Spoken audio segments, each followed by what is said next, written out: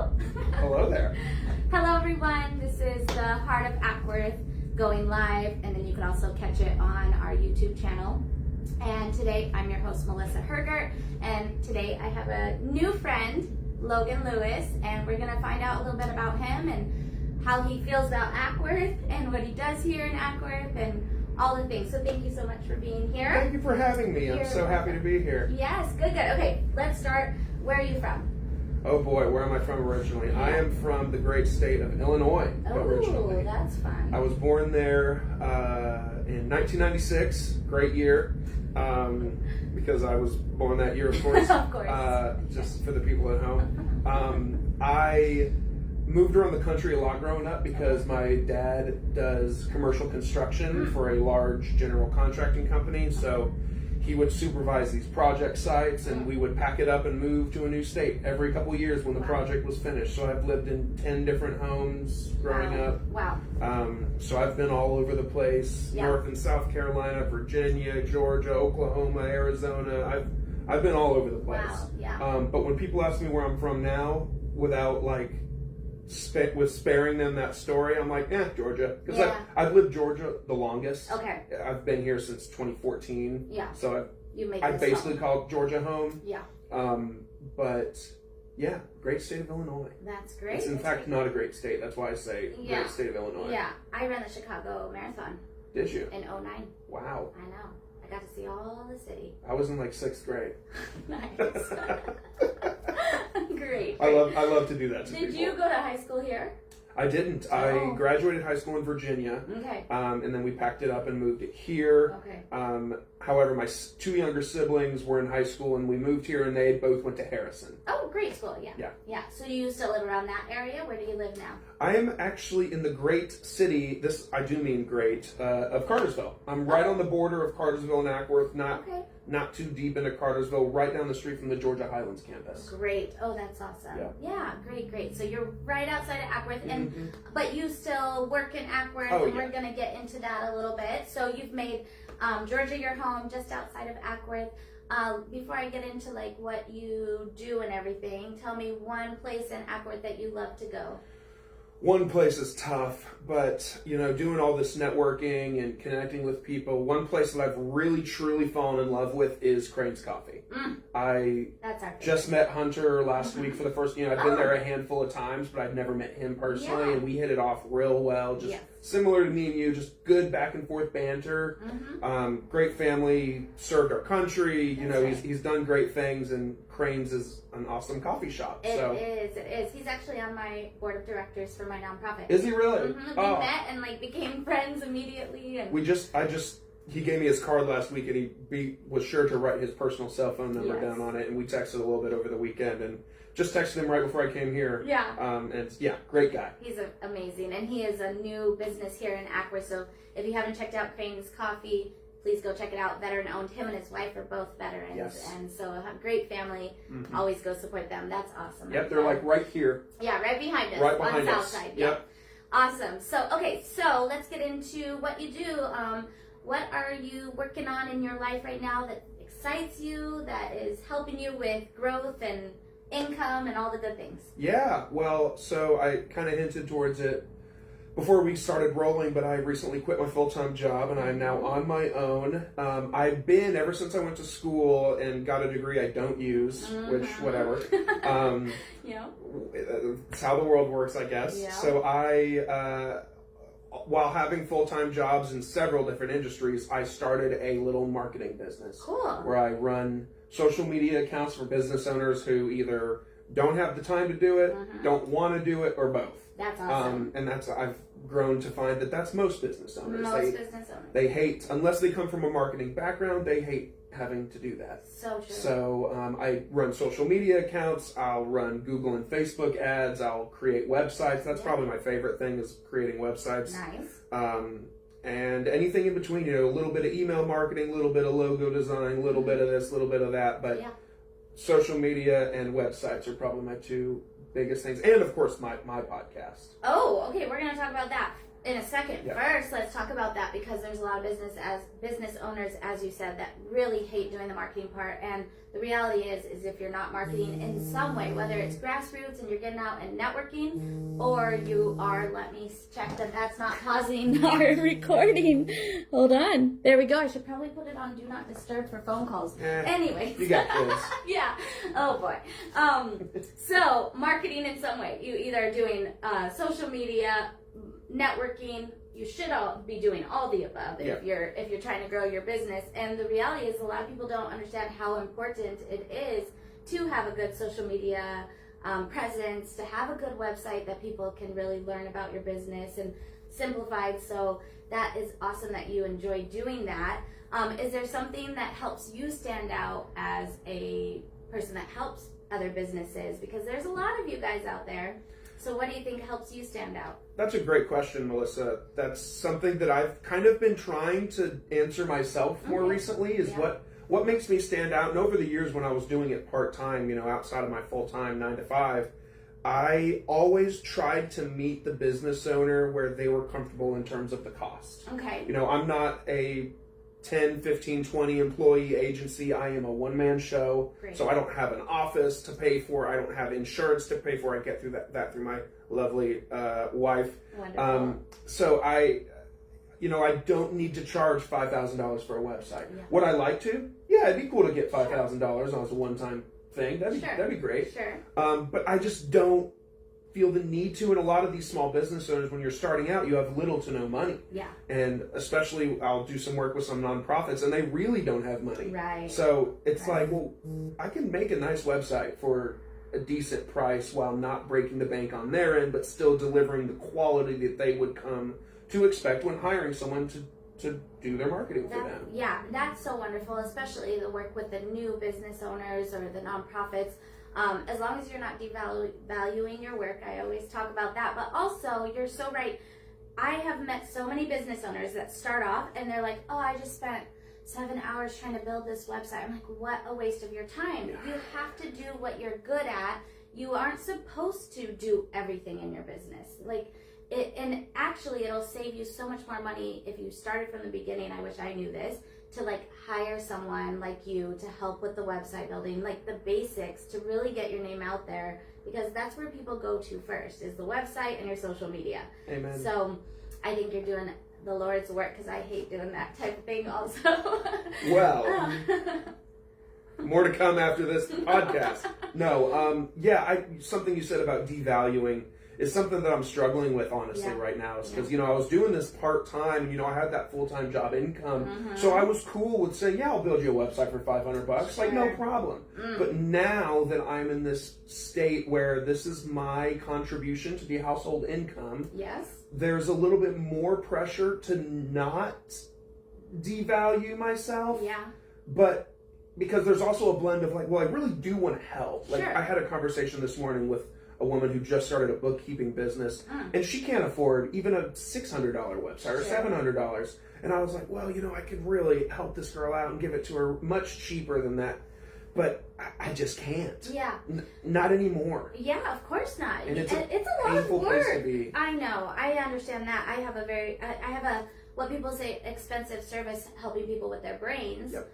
Which is the organ that controls your whole body. Yep. And people, I will say, it might get a little controversial here, but people will go buy $1,500 cell phones. Yeah.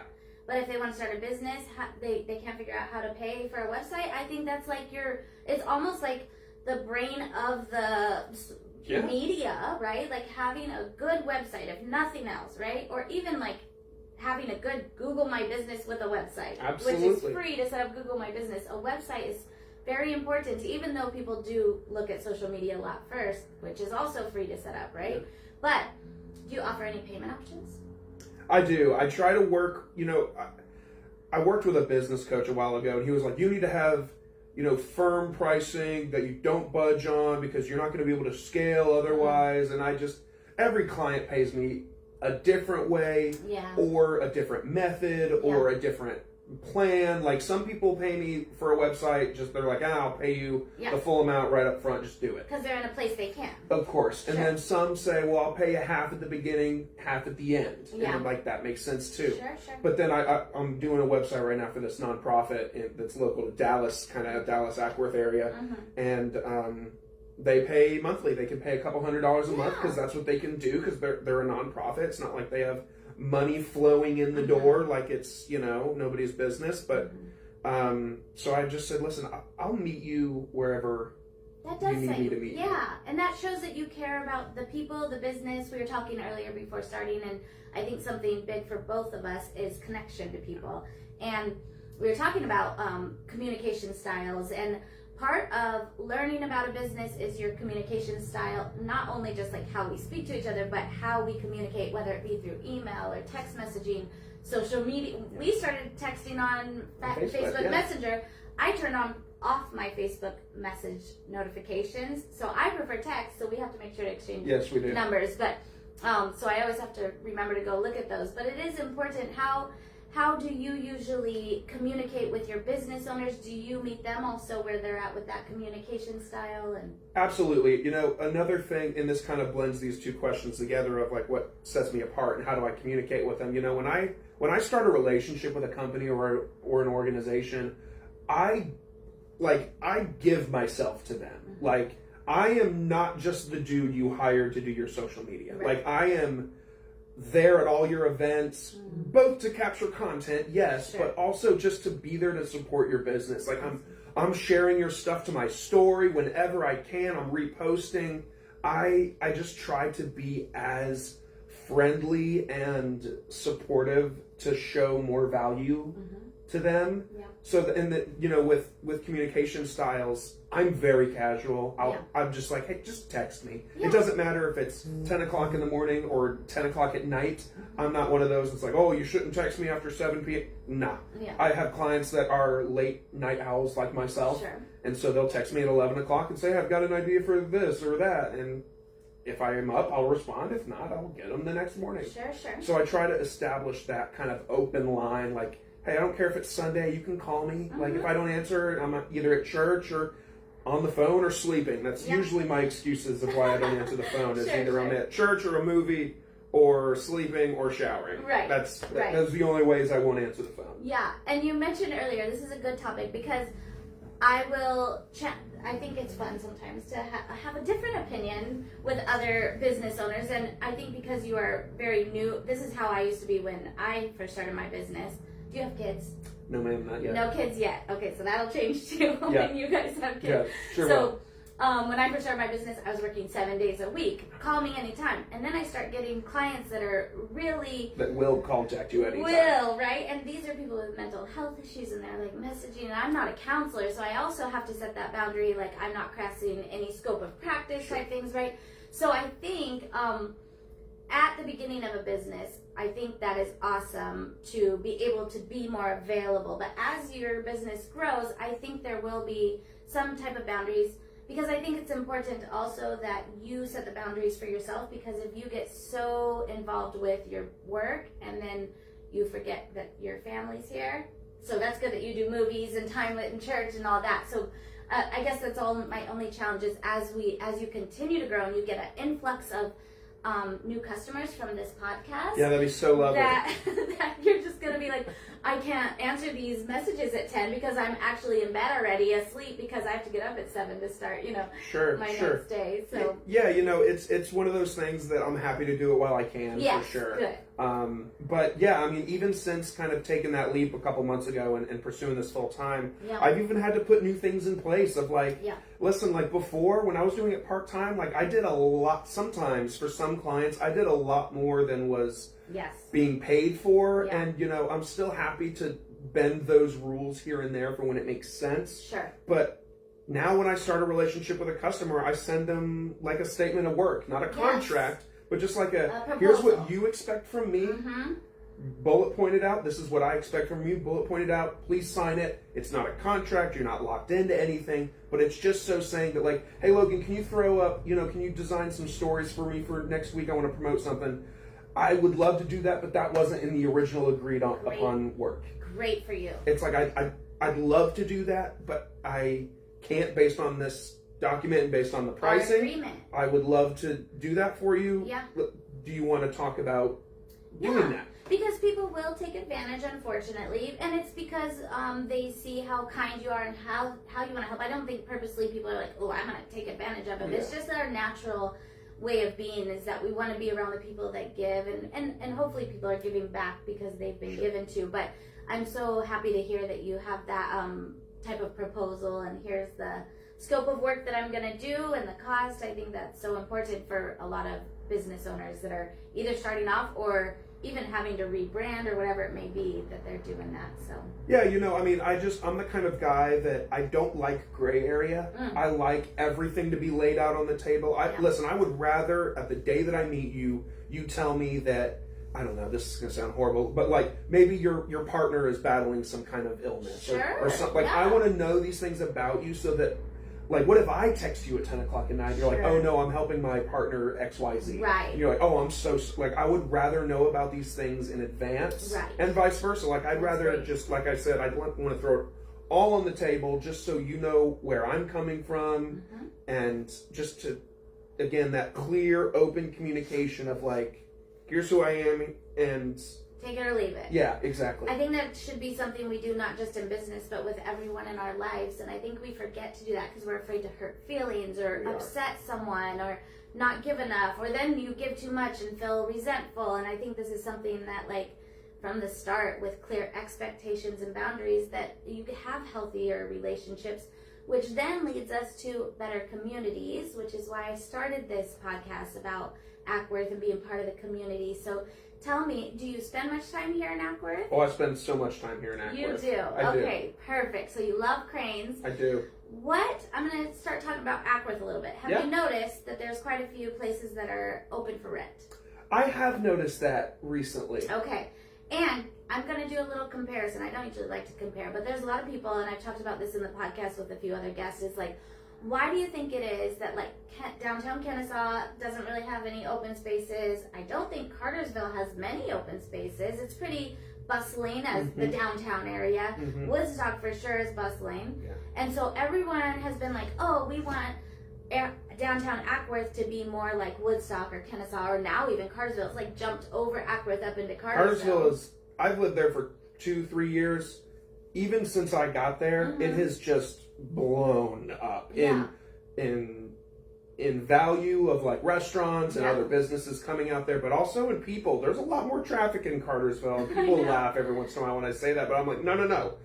I live somewhat close to downtown, like maybe 5-10 minutes away from downtown Cartersville, and it's popping. You can't get there as fast as you used to be able to. I know. I get my hair done up there.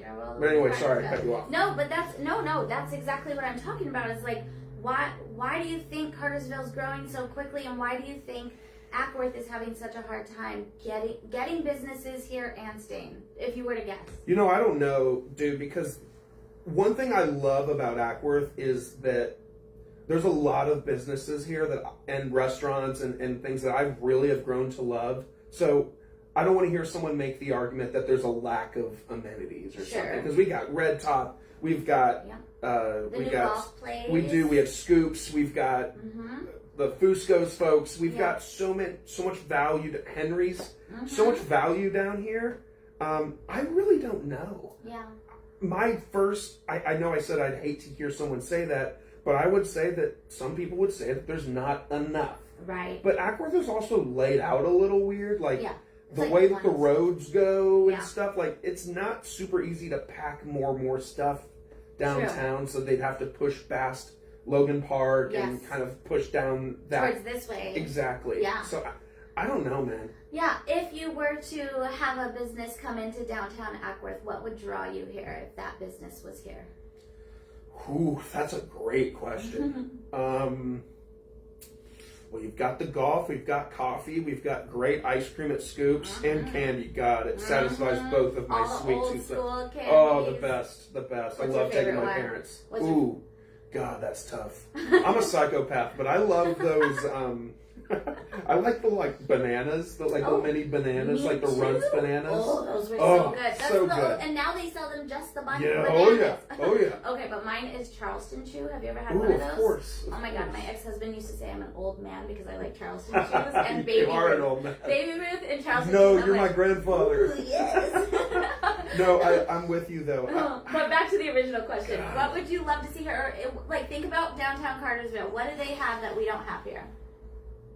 That's an outstanding question. You're putting me on the spot, dude. I don't know. This is tough. I mean, I'm thinking about restaurants. I'm not thinking about shopping. I mean, maybe there could be a little bit more shopping. Yes. Cartersville has a few antique places downtown. Like they've got the It's About Time, the Christmas store. Yeah. They've got Southern Cove, that's also a bar. They've got a bunch of different retail options, and maybe I don't spend enough time down here and I don't know, but I feel like most of what Ackworth has is the restaurant piece. Yes. And maybe they miss a little bit of the retail. Yes. I don't know. Yeah, I'll give you a little info. They used to have retail here a bit more before I even moved here last year, and they had a big antique mall type thing with vendors set up, and the guy raised the rent, so they all had to close down. And that's what I feel is happening is the rent is quite high in a downtown area that's not quite bloomed to have that rent yet. Sure. So it's either pushing people out or causing people not to come in. So I would love the people of Ackworth that own commercial real estate to really think about that, because I mean, even this place that I'm in has 3 open spots, and it's even outside of the downtown main strip, and it's the same rent. It's quite expensive, but it's part of the community that I wanted to help grow, so that's why I'm here. But I think that's a big part of it. I will also tell you some things that are coming in, because the pool place, it was a pool restoration company. They closed down, or they moved. I don't think they closed. They moved. And one of the guys that used to be in the in the antique place is going to reopen a smaller one. Love that. Yeah, so that's exciting. We have a new Bloom and Gather place. It's a florist place. Yes. And they do little workshops. They just opened. They just had their grand opening. Good. That's downtown. And my boyfriend and I, we are buying a building where Ackworth Cycle used to be, across from Red Top.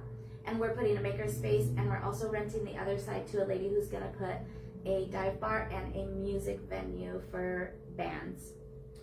Ooh, that's maybe what You think that would be good? I know Woodstock's got that stage. Kennesaw now has the amphitheater. Even Cartersville has a couple theaters plus the they have the outdoor that stage. outdoor pavilion kind of area. So some music here, right? I mean, we have live music here and there. Center Street has some live music. Red Top does, but none that are bands, unless it's a big event happening at Logan Park. Sure. And then, bands will come in. But that's our goal within the next year, to close on that building and set up that side for music venue. And I do know that because I've spent some time recently getting to know Charlie, and I know that she's involved with the theater that's coming up. So they're about to bring, or they're about to bring, comedy and improv and live productions, plays. So there's more of that entertainment value, and maybe that could be a place where maybe a small band could sell 70 tickets to come do a show. I hope so. And I think that there's a lot of great people in this community that are all working on making the community grow, and maybe it's just that we all need to come together and do it together, and I think that's part of being part of a community, is coming together and supporting each other.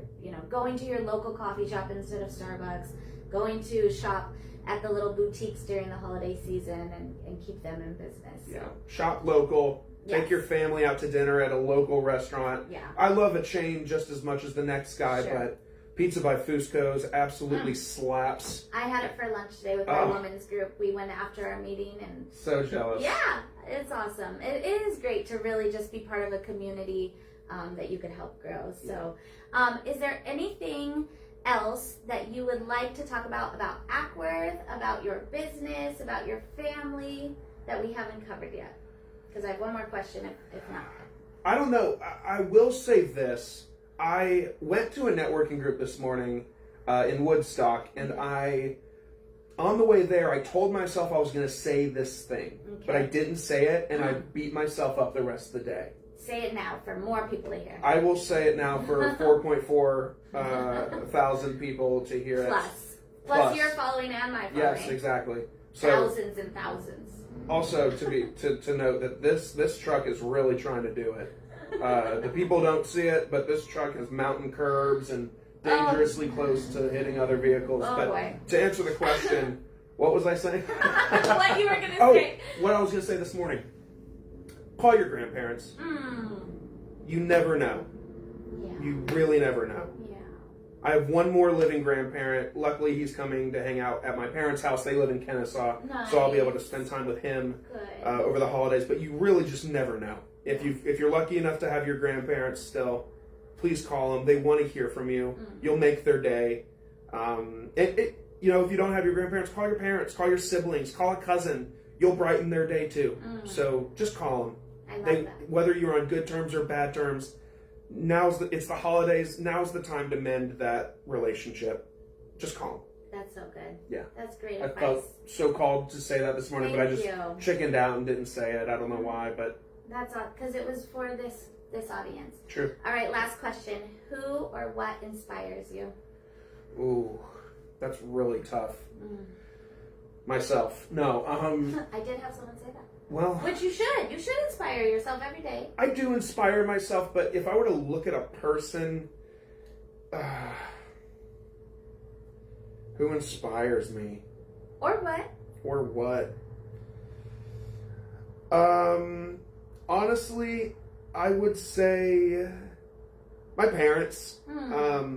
They, as I said, we moved around the country a lot, so they themselves, I thought it was hard as a kid having to go to a new school and make new friends every couple years, but they had to, my mom was a stay-at-home mom. We were lucky to have her at home.